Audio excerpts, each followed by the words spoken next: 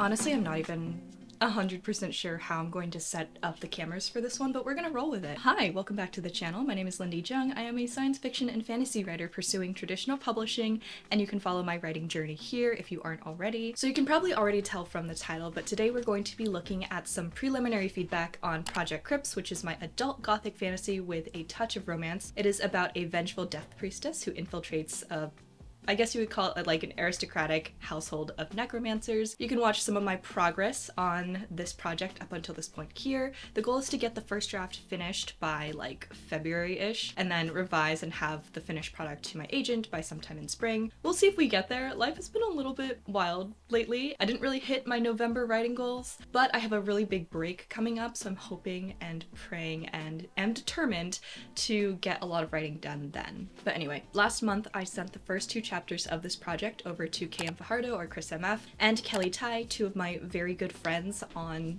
this space, who I feel so grateful for every day to have met through AuthorTube. They have their very own channels and they're doing amazing things with their writing, so definitely check them out. We also did kind of like a chapter exchange, so we all sent each other our first two chapters, so they'll have reactions to my feedback and, you know, all our feedback on each other's work. And my goal for this was basically to send out what I have so far, like shoot my shot, and try to see if it's working. This is something that I do for most of my projects in these early stages. I wouldn't necessarily advise for this. I think it works for a very particular type of writing style. Personally, I don't get super discouraged by feedback. It just invigorates me, and I like to have a strong foundation in my first act or early chapters. I like those parts to be super polished before I carry on with the rest of the book, for better or for worse. So that being said, we swapped chapters.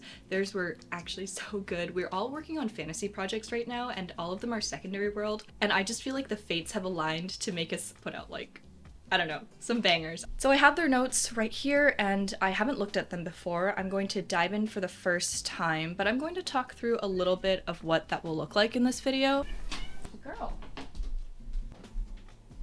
But basically, off that little distraction, what I'm going to do is look at their feedback, kind of like get a sense of what the common threads are, what I agree with, what I don't agree with, what I'm missing from this chapter. Just kind of take a look at it, drink it all in for the first time. This is the very first time I'm getting any type of feedback on CRYPTS. So it's a little bit nerve-wracking, like my heart is pounding, I am nervous, but I'm super excited to see what they think. After that, I'm going to do my best to cobble together a sort of like preliminary, not a revision plan exactly, but like what I would do based on these notes to improve the chapters. So I figured it could kind of be like two birds, one stone. How do I incorporate feedback and consider feedback to the best of my ability in every way possible, I guess?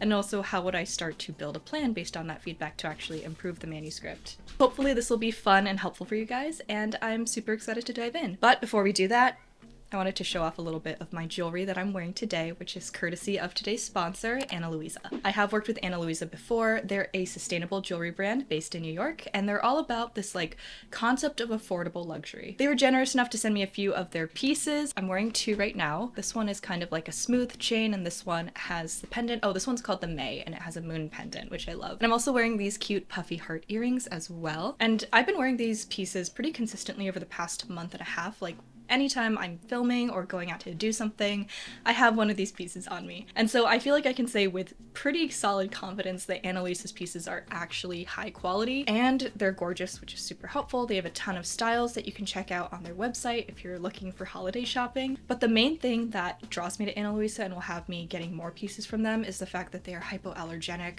and also tarnish free. When I was younger, I would just buy whatever jewelry was cute and not really consider the metal quality. But as an adult, I developed allergies to certain types of metals, so now I can't wear most of my pieces. They turn my skin green, they make me itch or break out. These earrings don't do that, these necklaces don't do that. They are hypoallergenic if you're a sensitive skin girly like me, and I just really love them. Ana Luisa is currently running their holiday sale, which is a massive limited time sale. You can get various discounts depending on how big your card is, and the maximum amount you can get off is actually 35%, which is not bad at all. You can find the link down below, and this is the perfect opportunity to get some last minute holiday gifts for friends or family or for yourself, no judgment here, for a really good discount, so be sure to check it out. Thank you again to Ana Luisa for sponsoring, and let's jump right into the video. So I'm going to open up the first chunk of feedback, which is from Kelly, and she was kind enough to send me a doc. Oh, I'm literally nervous. Oh my god. Okay, Kelly Tai, copy of Project CRYPTS, chapters 1 and 2, opens up with notes. Oh, okay, and then there's comments. Okay, I love that. So we'll look at the... It's hard being a mother. Interlude before I jump into this. What Lou does is she sits outside of closed doors and yells, but then if it's not her dad who's behind the closed door, her dad is my partner, then she doesn't care or want to. She just will walk away from you. It's hard sometimes. So, hi Lynn, thanks for letting me read another one of your books. I feel like the tone and style of Project CRYPTS is so uniquely yours just from the first 2 chapters alone. The prose is extremely readable. Yes. You were saying the line level writing is not polished. I don't believe you anymore. You know, sometimes I have a certain standard for myself. I was saying to Kris and Kelly that I do think that these first 2 chapters were a little bit unpolished. But you know, they're not, according to Kelly, and I believe her, so... maybe they're not that unpolished. Twists are fun, and the buildup of anticipation and finding out the history between Alessia and the Lord of the House is so good and makes me want to keep reading. Also, I love the world building and the lore. And Alessia, the main character, cracks her up sometimes. That's good. I think she's kind of a funny girl. She's just, like, very feral. And I had specifically asked for some notes on, like, murky motivations. When I sent this text, I just sent it as a group chat text, but it's like incoherent. The text that I sent that was like, please give me feedback on this particular aspect of these chapters. I'll read you parts of it. Also, all spelled incorrectly, grammar wrong. I'm very meticulous about like my writing grammar and spelling, but when it comes to like texting or talking, I mean, you've all heard me speak. I can't. So anyway, my texting is the same. I think my main thing is I'm trying to make the MC's main character's motivations murky, but it might be too murky. So let me know. I feel like it's making the opening suffer in terms of the level of engagement and general character clarity. I had a more clear immediate goal for her at the start, and then I say what it is. But it felt weird because after she fails at that goal, she kind of abandons that idea. Plus, I like more of a slow burn. So I guess I'm wondering if you guys think clear immediate goal and more mysterious motivation is something I could pull off in these first chapters. So I was basically saying, like, should I give her a clear immediate goal again that is different from the original one I had? Gives her a little bit more of a something to do, something to hold onto, and something for the reader to hold onto as well. I feel like as a reader, I like it when there's immediate stakes and an immediate thing to work toward, even if it's not the main overarching goal of the story, which this wouldn't be. But at the same time, I'm trying to balance that with a main character who has a mysterious motivation. We don't really know what her deal is, and part of the fun of the story is that you get to find that out over time. It's like a slow unfolding, even though you're in her point of view. Yeah, how do you pull off mystery, motivation, and goal? So here's what Kelly said. I think what is on the page is a good level of engagement and general character clarity. My understanding is that Alessia despises blah blah blah, and that's the reason why she became a blah. I don't know the exact details of her motivations, but I don't think readers necessarily need to know those yet either. I agree. Her actions are clear enough that she's scheming and hoping to blank, blank, blank. Okay, I actually really love this. This is kind of what I was hoping for, and I should have asked for this directly, but here is Kelly laying out her interpretation of what is going on in those first 2 chapters, because stuff happens, but I wasn't sure if the reasons why they were happening made sense or were compelling. Yeah, so let me read this through again to myself. There's a little bit of a disconnect, I think, and that's on me with what she is, like who she is. That would be something that's also like a reveal later on, but the seeds, I think, in the first 2 chapters, I tried to make pretty obvious. There's like, how do I say this? There's something wrong with Alessia. She is not right. And I laid seeds for that, but I'm not sure if they're coming across in the way I want them to. I think it's just making it seem like she's super weird, which she is. Kelly's read is like what I want the reader to take away from these first 2 chapters in terms of motivation and goals. What I will say is that looking at this like summary that she's given me, I can see areas where I would tweak actions that Alessia takes to make it more clear, less plot holy, because I feel like one of the things that she does in this first section of the story could result in a plot hole later once you get to those realizations. I think with something like a mystery, for me, I'm like, I need to know how this is coming across because I can see the whole picture, but I need someone who only knows a fraction of the story to like tell me what they think based off of these first 2 chapters. And this has a lot of like mystery elements. It's a gothic. There's a lot of that. What is going on? Everyone has weird motivations. Ghosts, not ghosts, supernatural things or not. I mean, it's a fantasy, so yeah, supernatural things. Yeah, that was really good. Okay, and super small notes, side character, dialogue thing. I'm really curious about what death means in this culture. I'm having trouble with the world building seating as well with this. So I developed like a lot of religion for this book. I developed a religion very deeply. I don't even know how relevant it's going to be, which is painful. I'm still including it. It's still there. It's still present in the world. Like, it's so odd when you have something that is so detailed and complex that you made up for this world. The main body of that religion is really important, but are the details of their beliefs really important? I don't know. I would personally want to know more if I were reading this book as like an outside reader. So it's good to see that Kelly also wants to know more. So I might include more details about that. And then she finishes with, I'm so excited for this book. Happy to help brainstorm anything you'd like. I'm really happy about that. Those were some really like kind notes. She was so kind. This summary here was super helpful for my understanding of what readers are taking away from that first section in relation to the rest of this like mystery that happens. The small notes are helpful. I'm going to take a look at her comments. I think they're mostly like goofy comments, which I love. I'm really bad about leaving like fun, goofy comments in line notes. I try to, but mostly I just copy edit because I'm terrible. Okay, good. She has a lot of comments about like building the tension. Oh, it got a little spooky. It got a little scary. Also, Kelly freelance edits, so y'all should hire her. All right, so now we're gonna move on to Kris's notes, which is also its own document. Nervous.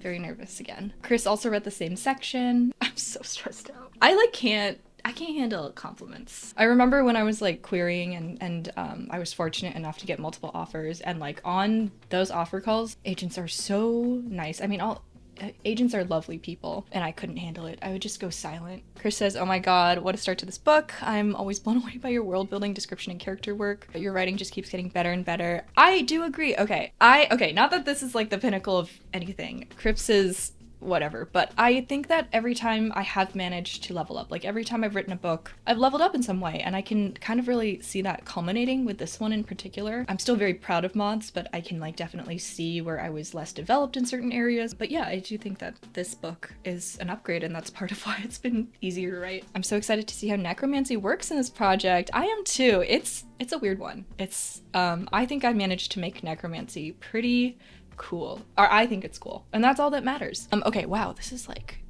a page and a half. So voice, I was so locked in from the first paragraph. The voice is so confident. Alessia's voice is sharp and incisive. I feel like I'll really enjoy being in her head. Overall, I found the prose incredibly fresh, bleak, and haunting, and I truly felt like I was holding my breath the whole way. See, look, I get awkward. Moths and this book are really like my prose and voice level up books. And one thing that I was really focused on was making sure that this female main character narration was distinct from the female main character narration in Moths, because there are so many parallels between those two characters. And I wanted to at least have them feel a little bit different in terms of their voice. And I think part of that is that my voice gained confidence. This book is fun, but it's less cheerful than Moths is sometimes. Moths is not cheerful, but it has like a little bit more of like the glamour and the like good things about magic, and this one is like all magic is necromancy and death magic, and it's not glamorized really. But yeah.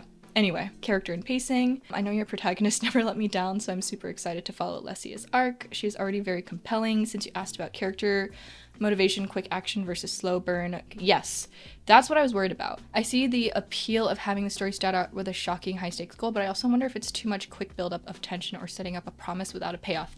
Yes, okay, so there's no payoff for this action. If you're worried about the pacing might feel slow otherwise, I think you already do enough to raise mysteries about the family and Alessia's character that to me on its own is compelling and creates forward momentum. I think there still needs to be a bit of like something has to happen in chapter 2. Oh, it just hit me. Okay, that it just clicked. Okay, yeah. Why didn't I think of that before? I know exactly what her motivation is for this particular action now, and it's not the original one, and it's not the second one that was in these chapters. This is a little bit of a tweak to her character, and a little bit of a tweak to the nature of some of the reveals that'll happen later on. But that's also good that like the mysteries of the family and the main character are enough to kind of make the story compelling, because I was so concerned that the first part felt so slow. I'm glad that that's maybe not the case. Basically my thoughts are, I don't think you really need to have her act rashly on that first night unless it's your intention to have her come across as reckless. I don't know.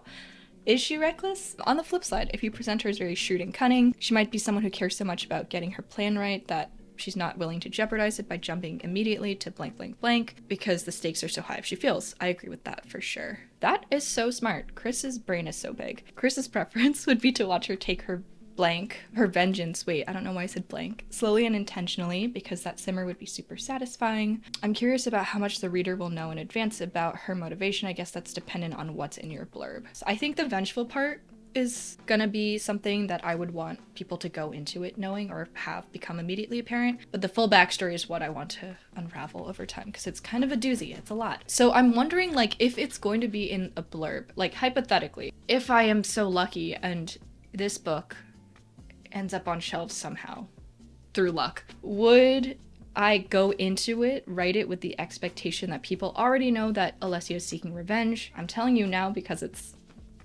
she's seeking revenge, right? And have them know the revenge part, but not the backstory that comes with it. I think that the backstory is meaty enough to be something that unravels over time and be its own mystery, because it's a lot. I may have gone overboard. The revenge part of that is like this little main core part that I think people can know and would know. So do you mention that, or do you restate it in the opening chapters?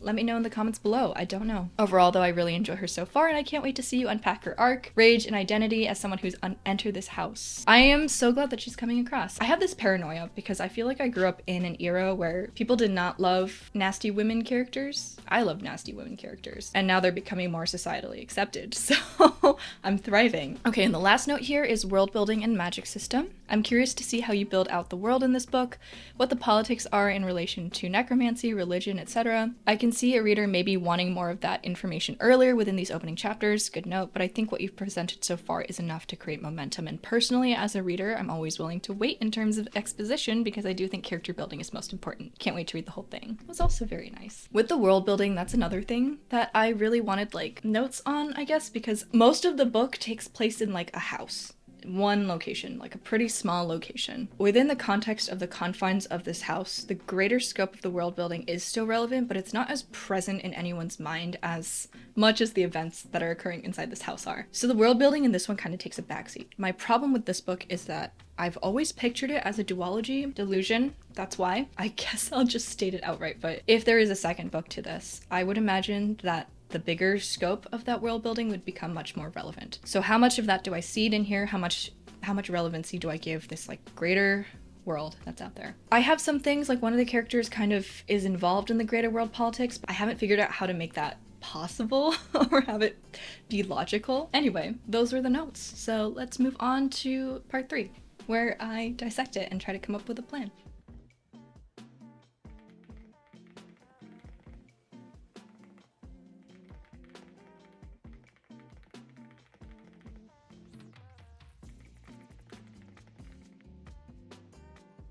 I just wrote a couple of paragraphs of revision notes, and this isn't something that I will work on right away. I think I'll keep trying to finish Act 1 and then maybe revisit Act 1 as like an entire chunk and incorporate these notes. But based off of Kris and Kelly's notes, I specifically focused on including more like clues, or I guess information about the world, mainly the religion, through the main character's perspective, because it is first person, pretty deep POV, and then bringing that aspect, like merging the religion and politics together through her lens as well, hopefully without info dumping the like history of this world, which is pretty extensive. And then I gave the other main character, the male main character, a little bit more of a backstory kind of within this religious / political sphere a bit more.